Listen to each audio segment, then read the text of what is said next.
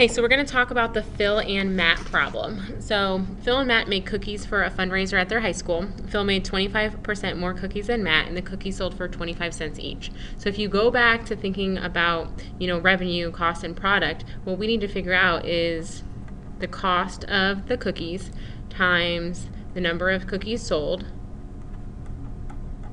That's going to equal the money that they make. Just think about a bake sale. So the cost we know is 25 cents. So now what we have to figure out is the number of cookies that they sold. So the number of cookies that they sold is going to come from, well, the number of cookies that Matt made and the number of cookies that Phil made. Well, the problem is telling us that we need to use M for Matt and make everything in terms of Matt. So Matt's cookies is M. Now Phil made 25% more. So whatever Matt made, Phil made. Plus he made 25% more. So this is 25% extra. So if we combine that, we get 1.25 M. So Phil made 1.25 M, and then Matt just made whatever he made. So those are the total cookies that they made.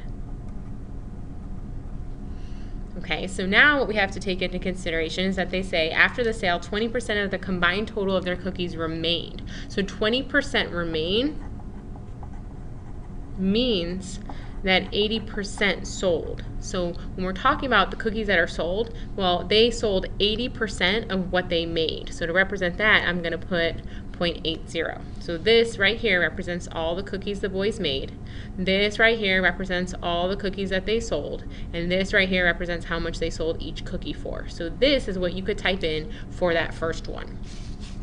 Then you go to the second part, and it says that they made $72 selling the cookies. How many cookies did each boy make individually? So if this right here is representing the amount that they made, and now we know that they made $72, well, now we can go ahead and solve. Remember that M equals Matt, and then whatever you find for Matt, you multiply by 1.25 to find Phil.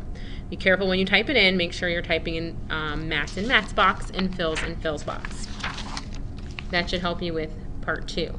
So then we go to part 3 where they say, okay, well, next year they're going to say maybe we're going to sell them for 50 cents each. So now we're changing our sale price from 25 cents to 50 cents. And we anticipate with the increase in price, we're going to sell less cookies. So notice at this time they're telling us that they're going to only sell 70% of them. Well, last time they told us that we had 20% remaining, so we had to figure out that they sold 80%.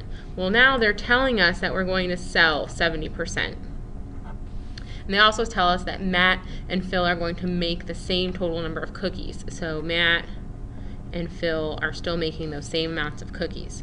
Well, now you know how many cookies Matt made, so you can plug that in and you can decide if that's going to be a good idea to raise the price or not. So think about that. They need to figure out if they're going to make more money. That's the whole idea of the bake sale, is to make more money.